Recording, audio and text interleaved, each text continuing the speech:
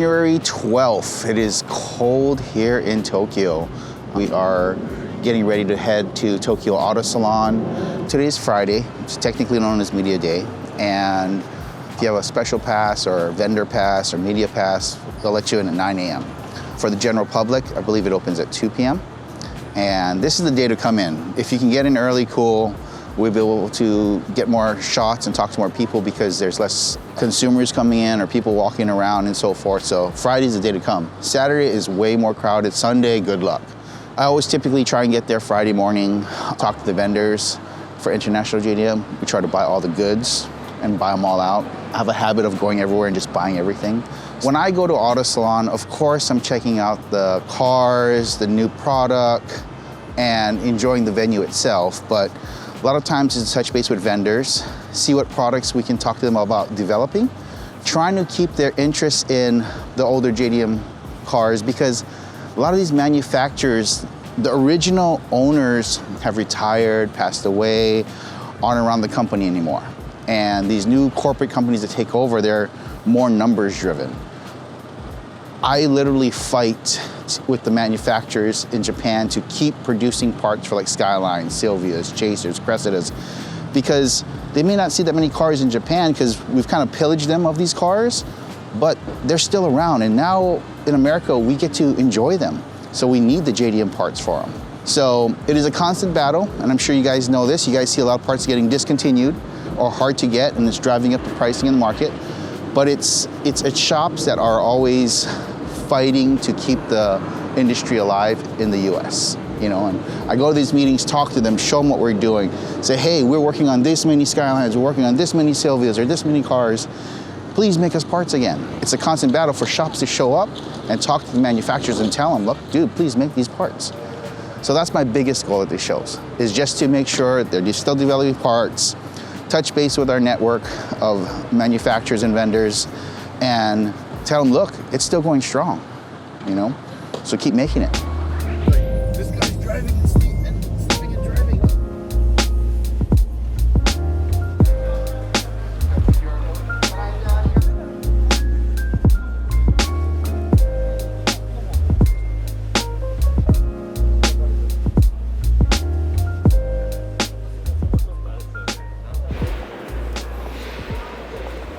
So we have Nobu here from HKS. Hello. He handles overseas sales and marketing.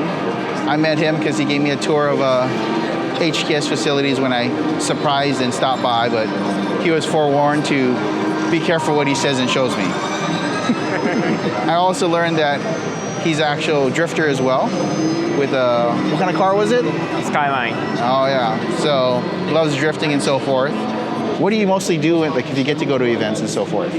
I want to take back the golden age of drifting, about 2000 era of the D1 Grand Prix series. Well, yeah, right now in the US, all the 25-year-old JDM sports cars are coming in, and we get a lot of them, and we all love them, and we love the brand HKS, but it seems HKS is having a hard time with those cars right now. They keep discontinuing parts. What do we have to do to make them continue to support that market?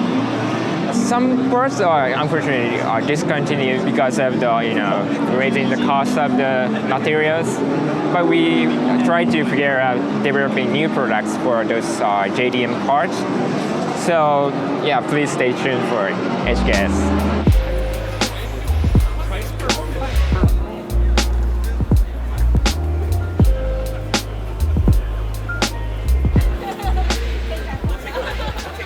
I'm gonna be honest. Prior to meeting Lawrence back in early 2023, I didn't know who he was. You see, I'm newer to the industry and I don't have a background in parts and manufacturing or tuning like Lawrence is known for. Since the first time we've met, I've done some digging and this is what I found. Lawrence has dedicated well over 20 years in the automotive scene. He's known for bringing Japanese tuning techniques to the States through InTech Racing and was actually the first person to introduce Japanese drifters to the American drift scene.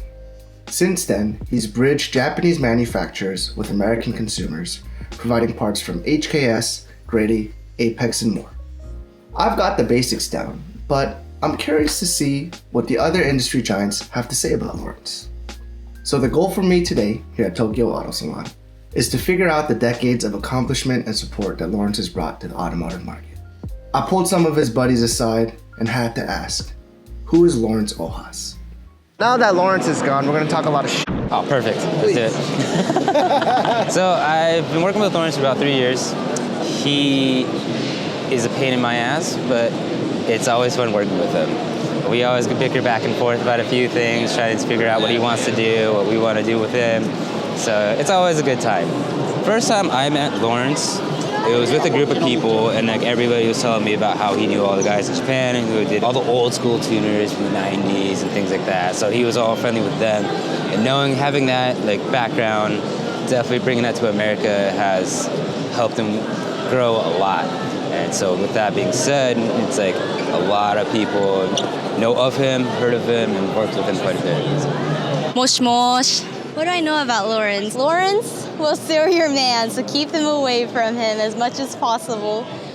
Other than that, anytime you hang out with Lawrence, there's always good food, so that's guaranteed. But no, I love him. He's a good person. He definitely knows what he's doing. He tuned my G35 and the car is running great, so I trust him with my car. Honestly, he's a good guy and, kind of honest guy and really friendly guy. So I really like to talk with him. He's now Mitsuru Power, Haraguchi Mitsuru-san. He supported those JDM 90s era drifters bring to the US. They bring JDM drifting to the US, I think. That's a part of his legacy, I think.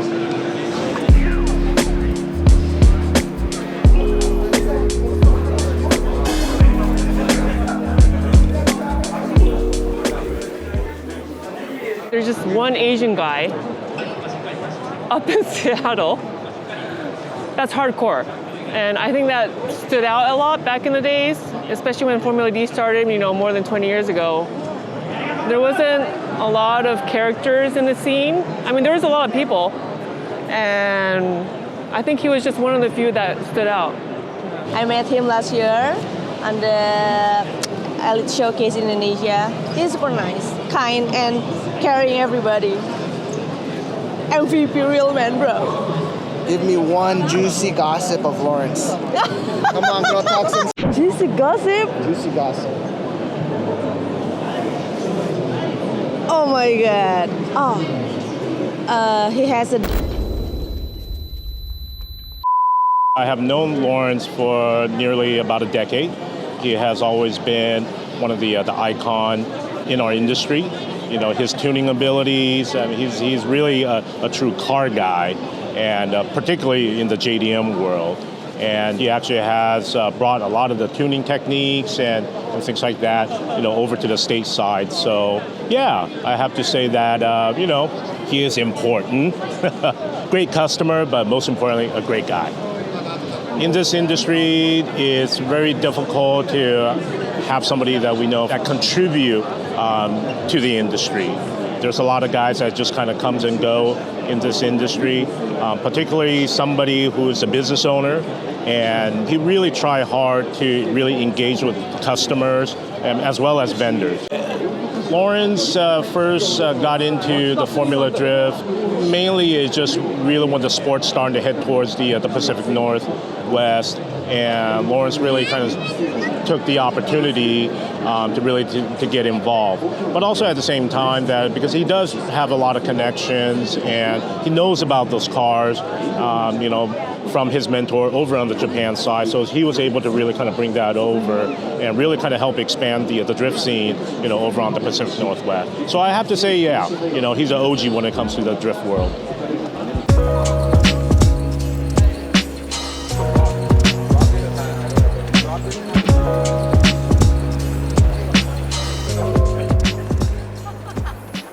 I've known Lawrence for about a little over 20 years now. I was working for Brid USA back in '03, and obviously I had to look for dealers of our seats across the United States, and I came upon InTech Racing. And at that time too, he was putting Silk Road USA also on the map in the US for 86. And of course, he owned an 86 and I owned one. and it was history from then on. Yeah, I know Lawrence. Lawrence at InTech Racing. Yeah, I think a lot of us know Lawrence. Lawrence, I probably met, I want to say, well over 15 years ago. I think he just started the shop. I think InTech Racing up there now is about 20 years old, so he's been doing it for a couple decades. He reached out to us to become a Power of C dealer. What we do is, at the time, we'd go out to tuning shops. We'd kind of get them set up with the product, do some software training, and kind of get them going on the product. So he wanted to get on board as a Power of C authorized dealer and also sell the product. So I traveled up there, checked out the shop, and we just kind of ran through the training, got to know him. Lawrence is the kind of guy, like, you visit him even for the first time. He took us go-karting, takes you to good food, but that's just kind of how Lawrence is. He's that type of guy. Probably everyone will say he's a good guy, and he is. Kind of goes out of his way sometimes, maybe a little too much, but he wants everyone to kind of, link up, good, start relationships, start opportunities. But yeah, he's the type of guy that wants to kind of help everyone. He's kind of low-key guy, but I think, everyone knows him, so he's getting out there, and I'm a low-key guy myself, so I don't even know why I'm on camera right now, but I am, for you, Lawrence. I do recall when he first came out with Haraguchi Mitsuru. They had the S14. He's got his own unique style to his build, so, they ran that deep dish wheel, and they won Long Beach. Like, he brought in this guy from Japan, and they went to the first round of Formula Drift. I can't recall the exact year, but it was a while back, and I think that really sparked a lot of interest at that time for Japanese drivers and Japanese style of drifting during that time. I first met him back in maybe 2008 or 9. I was still like 18 at the time. I went to his shop to just go pick up some lug nuts. He probably doesn't remember me because I was just a regular customer just picking up parts. But then I met Lawrence when I started Apex maybe 3-4 years ago. That's where we became friends. He invited us out to dinner and stuff. We got to know more about him, and for me, he's been a really super genuine guy. Every single time he comes to Apex, we have like this family barbecue, and all we can do is eat and have fun and laugh. So I don't really have any secrets or juice, but he's all around a really good guy.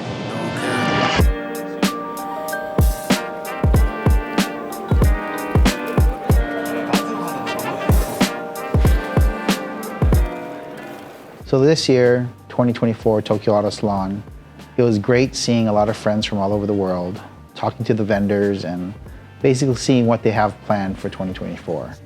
They're recognizing more and more that the US market is growing with all the JDM vehicles, and they're going to start making more parts, as well as everybody's gearing up for the R34 GTR coming to America this year, as well as the Silvias and Chasers. So it was really uplifting to hear that the manufacturers are going to start looking into making parts again. There is a supply issue, there is going to be a shortage of parts, and it's going to drive up pricing, but hopefully they can figure that out and get product over to the US. It was nice seeing a lot of friends in the industry, other customers from all over the world, catching up, definitely getting some good food, seeing some cool cars, buying some souvenirs that we can share with our customers at InTech Racing. This year, I had a good group of friends traveling with me in Japan, and it was very uplifting. It is not easy traveling with a group of people, but this year was very comforting, seeing everybody's expressions and stories that they're going to be able to tell their friends and family. There's a lot more to come. We still got Osaka Messe next month, so hopefully you guys will enjoy that as well. I've been in the industry for about 30 years now, even before we had InTech Racing. And when I moved from Hawaii up to Seattle, the JDM import scene was just growing up here. And I had to rely on a lot of friends and family in the industry to help get me parts. I'd ask them questions, try to figure out how to work on cars. I made a lot of mistakes along the way. I still will make mistakes. I had to ask a lot of questions, Luckily, I had good guidance. And once I was convinced to open up InTech Racing, then we started taking off from there. And again, we still made a lot of mistakes. We had a lot of growing to do, and it was a learning experience. Nobody's perfect. Business is definitely hard. If you ask me if I'd do it again, sure.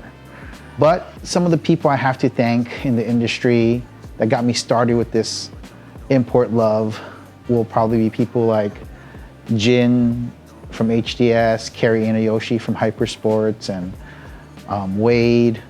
That was my start of the car culture in the import scene. And then it kind of carried on, you know. I met Mike and Frank Choi from Battle of the Imports.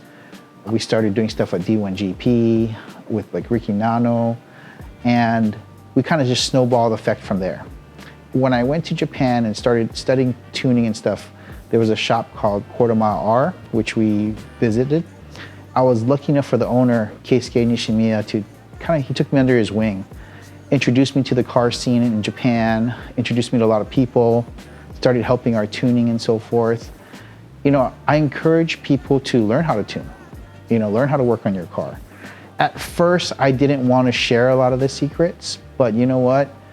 It was a mistake I made, and sharing these knowledge is important. And that's one of the reasons why we're doing Doconii, is because all the stuff that I've learned, all the people I've met, all the car shops I've seen, and the experiences I had, it'd be nice to share it. And when Richard came along and I met Richard and some other people in the industry, they're like, dude, Lawrence, you get to see and do pretty cool stuff, dude. Like, we gotta put this on film. You know, and I was like, oh, I was real skeptical at first. You know, I didn't want to be in the limelight. You know, I would never consider myself the best tuner or the best driver or the best anything. I'm just kind of like skating on by behind the scenes. And they convinced me to do it. They're like, you should do it. You know, let's put it out there. So with Doconii, we're going to do that. We're going to travel to the places I know, see the people I know, and I'm very thankful for every one of them. I would not be where I'm at if it wasn't for them, even in the smallest help at all. I'm very thankful to them. Network is key in this industry, knowing people. Yes, cars are important. We all build cars, we love cars, but the correct people in the industry, knowing the history of the JDM import scene in America, that's important. Mechanics, the guys behind the drivers, behind the builds, the painters, the tuners, the engine builders, that's what hopefully we can introduce you to. Yes, we're gonna get a lot of good food. Yes, we're gonna travel a lot, but I'm hoping to show you a different side of the scene and show you different aspects of what makes the scene great and why I loved it. As far as how I started in the import scene, I have to say my earliest influences came from a shop called HDS Racing in Hawaii and a place called Hypersports in Hawaii. I met Jin Choi out there, and I met Kerry Inayoshi, and this was a long, long time ago when the Honda scene was just growing, and it kind of took off from there. When I moved to Washington, I had no idea how to work on cars. I had no idea how to run a shop or anything. And they were very helpful. You know, I'd always call them when I had problems working on my car because there's no shops around here. So I gotta thank them a lot for putting up with me and showing me certain things and teaching me a lot. As far as growth, yes, InTech Racing, we opened up in 2002. As a lot of shop owners or people know, import shops come and go a lot. It's sad, but you know, we've been going on for a long time now, and it by no means has anything to do with just me. I had a lot of support as far as good employees, good vendors, and good supporting event makers. Battle of the Imports, you know, I was lucky enough where I met Mike and Frank Choi. They offered me a chance to travel around the US and judge car shows, their drag race series. I met so many people and saw so many things, learned so many techniques, got to hang out with the Bergenholtz brothers, and I was very lucky and blessed. I had to pinch myself, you know. When I went overseas and I met my mentor, Keisuke Nishimiya at Quarter Mile, he was part of the RH9 group. He again helped me out, taught me a lot of Japan culture, Japan tuning, and introduced me to the JDM scene, literally. There was a special person, Yoshiki Kawano and Jun Ogawa. They were from Japan. They were going to school out here, and Jun Ogawa's father owned a company called Silk Road. They're a manufacturing company in Nara that make parts for a lot of different manufacturers. They're actual manufacturing plant. And I got to travel with him in Japan, and I got to go to all the tuner shops, you know, HKIS, Kansai, Fujita Engineering, Jay's Racing, and meet the owners there. And it really opened up some doors for me to buy parts from them and ship it to the US and work on cars. And if I had problems, I could call them and they would help me out figuring out stuff. Murakami at Jay's Racing has been very helpful to me over the years in the Honda scene. And having all this support and this knowledge is what literally kept us going. Yes, I know a lot of people. Yes, you know, we like to go eat, have fun, drink. Yes, we work on some awesome cars, but I have to be very thankful for their support. You know, they're really the ones that carried me out through the years. It was not easy, and like I said, I'll make a ton of mistakes. It wasn't only me. I will never say I'm the best tuner in the world. There are a lot of great tuners out there, but I did my best with what we had. Also, in the industry, you know, when we first started selling product, Kenji at Greddy, Masaki at Apexy, you know, Steve at Mackin Industries. These are all people that, as a small shop, they went out of their way to help support me and help keep us going. I would honestly not doubt they bet against me, but it was always in the back of my mind to prove them wrong or make them proud. Entering Formula Drift in D1, you know, we had a chance to work with Kawabata and Haraguchi from 326 Power, Dean Carney, and it was just an opportunity where it was a giant risk. It cost a lot of money to do for a small shop in the Pacific Northwest to take on that undertaking, but it was a risk I was willing to do to help the scene grow. One thing people will know about me, I will always support the scene. I will always support local drivers or up and coming stars. I like to scout talent and support it. I don't have deep pockets. I'm not a millionaire by any means, but I will give whatever I have. I am grateful that they give me the opportunity. Yes, they might not be around now or they've grown up or moved on. I'm happy for them. That's the whole point. Yes, it hurts sometimes. I won't lie about that. But seeing them grow into bigger stars and everything, that's what it's all about. I can honestly say my mindset has changed a lot over the years. I have a saying, you know, if you step into the octagon, yes, you can train, you want to punch the other person or tap the other person out, but you got to be able to take some punches too. You can't just step in the octagon and not expect to get hit or get hurt. It's going to happen. And I had to take my fair share of hits. We're still here, we're still pushing, and I just got to thank everybody in the industry. Being from Hawaii, it is common that whenever you have a visitor, you take them out to eat. So I enjoy taking my friends, you know, my staff, my family, anybody, to go out to eat. You know, the cars, sometimes you get over immersed in car culture. Sometimes the only thing you can do is think about your car. Sometimes we used to work on our cars all night and forget to eat, forget to sleep. But as I travel around the world, some of the most common things we have, yes, is cars, but also food. It breaks the ice. More often than not, if I meet you, we'll probably go eat something good. And I love it. I love the hole-in-the-wall food places. I like the bougie food places. I like it all. So yeah, with Doconii, you're gonna see a lot of food sometimes.